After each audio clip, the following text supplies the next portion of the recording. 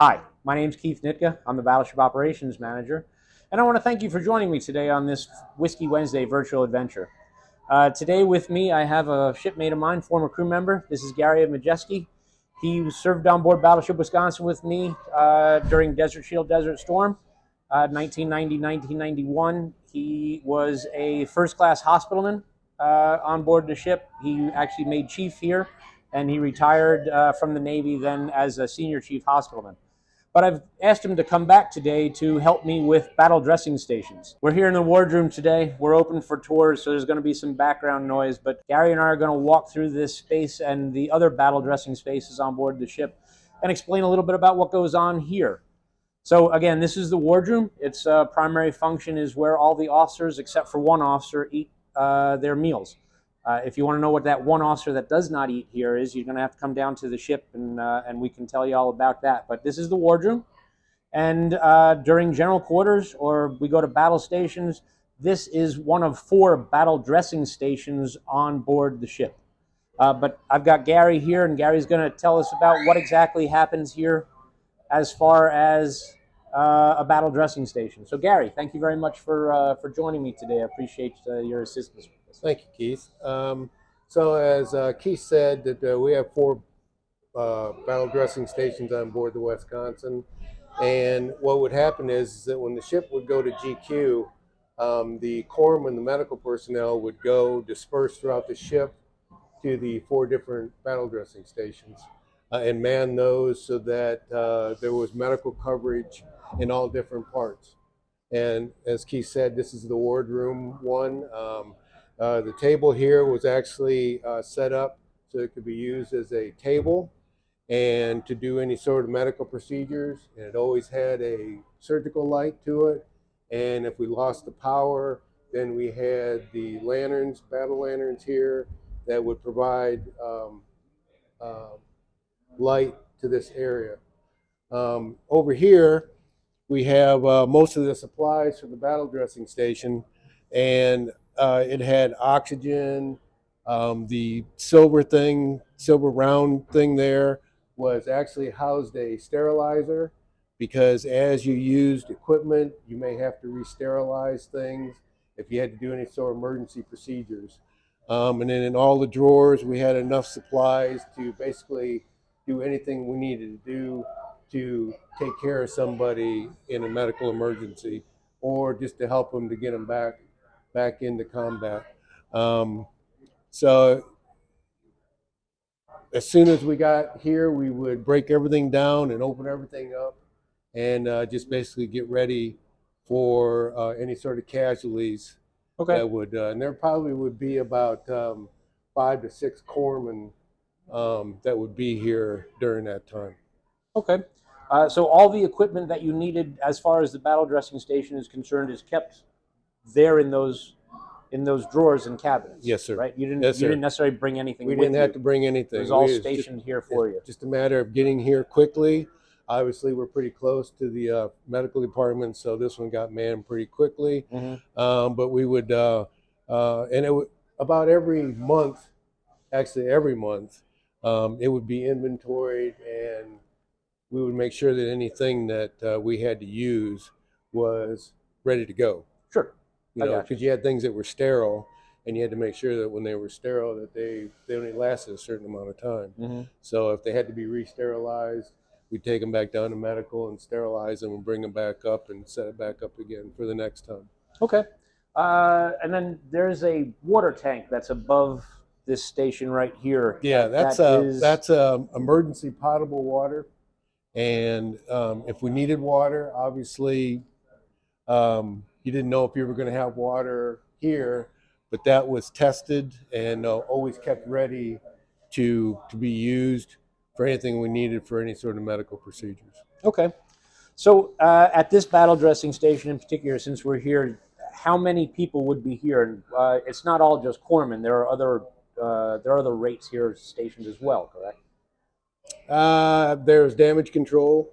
Okay. Damage control party would be close by, if not here, but really close by to here. But most of the time, this was just corpsmen that Okay. were here. You'd have religious ministries here with you, or no? No, but they were Around? around. Okay. They were around. Did the corpsmen act as stretcher bearers too? Did stretcher bearers start here and go out, or were they out and just brought people here and went back to wherever they In your came from? in your damage control parties, They were part of that. the stretcher bearers came from that group, Okay. and they would actually bring casualties to us Okay. in each of the battle dressing stations. All right. So this is the battle dressing station here in the wardroom. We're gonna take a walk, if you don't mind. We're gonna take a walk, and we're actually gonna visit all of the battle dressing stations themselves. So next spot will be the after mess decks. I'm looking forward to hearing about that one, because that was actually Gary's battle dressing station during general quarters. So follow me, please. So we're down here now on the after mess decks at the after mess decks battle dressing station. This, of course, as I stated before, this was Gary's GQ station down here. Again, it's pretty much set up the same sort of situation as up in the wardroom. They all are. They're all going to be very basic in that regard. But I'm going to let Gary talk a little bit more about what exactly is going on here, why this one is so important here on the after mess decks. So again, Gary, if you would, please. All right. So the after mess decks was important because we were so close to the ladder that went up to the flight deck. Mm-hmm. So since we were a primary casualty receiving ship because we had doctors, we could take in casualties at any time during Persian Gulf War, or really any time. So this one was important. A little bit bigger space. You can't see there, but most of the mess deck tables there we could use as tables to treat people. We actually made special IV poles that were set up to where we could put IV poles at certain stations as we receive casualties. So as GQ would sound, 6 of us would come down. This was my primary battle dressing station because we had a senior medical officer, we had a junior medical officer, and then there was an IDC, independent duty corpsman, which was me. Okay. So I was more trained than most of the other corpsmen. So I would come down, my other 5 corpsmen would come down. We would break these down so we could get to all of our supplies. And again, just like in the wardroom battle dressing station, we had the sterilizer, we had all of our supplies. There's a sink back here that we could get to. The potable water tank is right there for the water that we needed. And again, that would be checked every month and drained and refilled every 3 months totally. Behind you, Keith, we would have a stove stretcher. Okay. But there would be plenty of stretchers in this area, bringing people down from the flight deck. Sure. So we would tear this down, we would set everything up, we would actually bring a table out, and a table would strap down right here, and then we would bring up surgical light, and then we had our emergency lanterns, just like we did in the wardroom. We would put those up, and we would just be ready to receive casualties. Okay. All right. So there were 6 corpsmen, and then there were 6 corpsmen. It was about there. This was I know that there was a big damage control part here. Okay. And they would be trained for stretcher bearers, and also actually all repair parties and stuff were also trained in basic first aid. But they had a stretcher team that was specifically trained in how to put people in your Stoke stretchers, which are the wire baskets, and then your Neil Robinsons, which are kind of mummify you. They put you in and strap you down so that when you have to go down tight spots, you don't fall off. Gotcha. Okay. All right. So the F mess decks here, you can utilize the entire space for entire space. However many casualties came down from the flight deck, we could take care of. And we're getting casualties at the flight deck because we're, as a capital ship, we have, other than the full-size hospital that we normally have, there is a surgical team that has been augmented. Yes, they would actually fly a surgical team on board during that period of time. Yep. We did have one guest every once in a while, a surgeon, and he would come from an aircraft carrier that would be close by. Okay. But again, our senior medical officer was well versed in a lot of procedures. Sure. Junior medical officer could do some procedures. Mm-hmm. I could do some procedures. Sure. But when it came down to really taking care of somebody who was in bad shape, we had surgery. Okay. So, Excellent. Thank you very much. yes, sir. All right, so we've seen the Wardroom battle dressing station. We're now here in the after Mestex battle dressing station. Our next stop is going to be the battle dressing station that is off of Broadway down on the third deck. So follow me there. So here we are in the third battle dressing, third of 4 battle dressing stations on board Battleship Wisconsin. We are off of Broadway. Broadway, of course, is the longest straight passageway on board the ship. If you'd like to know how long it is exactly, you can come by and visit us here. We'd be glad to tell you all about it. But off of Broadway is where all the engineering spaces are. So it's access to fire rooms and engine rooms 1 through 4.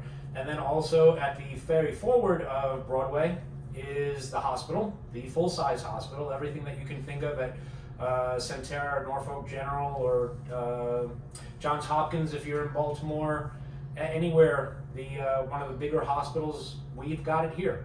And then at the far end of Broadway is the other battle dressing station, but more importantly, down here we have open to guests the plotting rooms for where we actually fire the 16-inch and the 5-inch guns from, so you can get into those spaces as well. But here we are in the battle dressing station. You can see here again, it's set up so that we've got different areas here. But Gary, if you just want to walk us through a few things here, like the table and this is that stretcher you were talking about. Yeah. This would be the table that we would undo and it folds out, so we could put a casualty on it. When we would man this from medical, we would open it up just like we do all the other ones. We would put up the surgical light, put up the emergency lights, the lanterns. Here we have our storage area to keep all of our supplies. Okay. Up here is our potable water tank, just like we have at the other battle dressing stations. Yep. And the sink, so that we would have water if we didn't have it. And then again, as Keith was saying, this is a Neil Robinson. Okay. It's a specialized stretcher that you can actually strap somebody in and wrap them up like a mummy, and you can basically move them out of any space on the ship. Any voids, you can go straight up with a casualty, and they can't come out. It has a hood. This would secure their head, and then there's a very, very unique way that you had to strap them in. It was almost like putting them in a straitjacket. Okay. And so there was over 70 of these on the ship, along with the wire basket stoke stretchers, baskets, yeah. approximately 70 of them. And they were dispersed throughout the ship, and they were checked every month. Okay. Every month. We call it PMS. They would do the monthly checks on it. They would check the ropes to make sure that they weren't rotted. And they were tied properly, and then it was all stowed properly where they were supposed to be, and they were where they were supposed to be. Gotcha. Okay. So this is this battle dressing station. Again, it was down from medical, the hospital, just at the other end of Broadway. So it was easy for the fire corpsman to get down here. And again, there was damage control parties down here, and so they would act as the stretcher bearers again, and also limited basic first aid they could render. Right. So one of the things that I didn't think of before, so I just thought of now, I'm going to bring it up, is when we talk about the battle dressing stations on board the ship, we're at general quarters, there's a battle raging around us and what have you, and they're going to bring casualties to these different battle dressing stations. Some cases may not actually require going further than the hospital. Somebody may come down here and it's, nothing serious, nothing traumatic, no trauma involved in any of that. You could, in essence, patch them up and send them back, or Patch them up and send them back to where they were at, back Okay. to their GQ stations. right? You know, and then if they were really serious, then we could send them down to the hospital because we have beds there, and we have a little ICU there. But the main thing would be to get them taken care of, and if they were at a certain stage, we could just get them back to where they came from to continue their job. Okay. And then in the process of talking to you about all this, I don't know, so I could be very mistaken here, but it almost sounds to me like you're treating on site here in the battle dressing station, and they're in essence kind of staying at the battle dressing station unless something's really critical where they need to go to the hospital. Yes. The hospital's going to come into play after the battle is done. Yeah. Right? You're not Yeah, actually. because you know, when you're at GQ, you can't open up all the hatches. Right. You know, undug all the hatches and get them back to medical. You know, so you have all the supplies. Mm-hmm. You have, you know, sterile suture sets, Okay. minor surgical sets.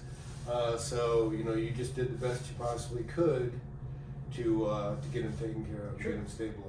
Okay. And if it just needed a few stitches and get them back to duty, then that's what we did. So. Cool. All right. All right, so this is the battle dressing station here off of Broadway. We have one more battle dressing station to go to. That is back aft in the Marine Detachment berthing, so we're going to head back there now, and we'll finish up there. All right. So here we are at the final battle dressing station, or BDS station, on board Battleship Wisconsin. We are in the Marine Detachment, or MARDET berthing, which is where this one is located. The bullseye on the wall, or on the bulkhead there, tells me that we're in 3, TAC 156, TAC 2, TAC Lima. If you remember from the Whiskey Wednesdays that we did about the bullseyes, that's where we're located. We're all the way at the far end of the ship here on the third deck. But this is where that final battle dressing station is. So Gary, if you just walk us through this last battle dressing station. And again, they basically have all the same equipment, you know, with different configuration depending on the space. But this was the main the cage where a lot of supplies were kept, and behind you, Keith, was a storeroom for the battle dressing station. Mm-hmm. But again, called GQ. 5 or 6 corpsmen would come down from medical H division, and we would man this spot. Breakout surgical light would be hung here. And your 4 emergency lanterns, Yep. in case you lost power. Table will be put here and strapped down to be used. Back in the back, you can't see it, but the potable water tank for this battle dressing station is in the overhead back there, Okay. and runs through and provides potable water for that sink there. So basically, they're all the same, Mm-hmm. all the same equipment, same manning. And this was basically because we're at the aft end of the Broadway, and this covered this part of the ship. Gotcha. Okay. And again, the entire cage breaks down. Entire cage would come off, and that's what we do because you had to have room to move around. So all this would come off, that would come off, and so we could get easy access. Because again, the table would be right here Mhm. to take care of somebody, do any procedures that you need or anything Sure. like that. And the good thing about this battle dressing station, twice the one we were at previous to this, is that there was racks in here. So if we actually had to keep somebody back here, we could put them in racks and take care of them instead of putting them on the decks. Yeah, you use a Marine's rack for We the could use the for the Marines casualties. racks for casualties and things like that and monitoring. Okay. So, Thank you very much. sir. And thank you all very much for joining us today on this Whiskey Wednesday virtual adventure. I do hope that when you get the opportunity to come visit us here on the ship, I want you to keep in mind that the ship's 79th birthday is fast approaching. So we've got special activities going on for that. Going to have former crew members on board. Hopefully, Gary. I will definitely be here. Yep, Gary's going to be here, so you can talk to him in person, live and in person. You can pick his brain about medical and about his career in the Navy, being a battleship sailor. So we've got all that going on, and of course, this is going to be one of those spaces that's open for the birthday. And again, I want to thank you for joining us today on this Whiskey Wednesday virtual adventure. Y'all have a great day.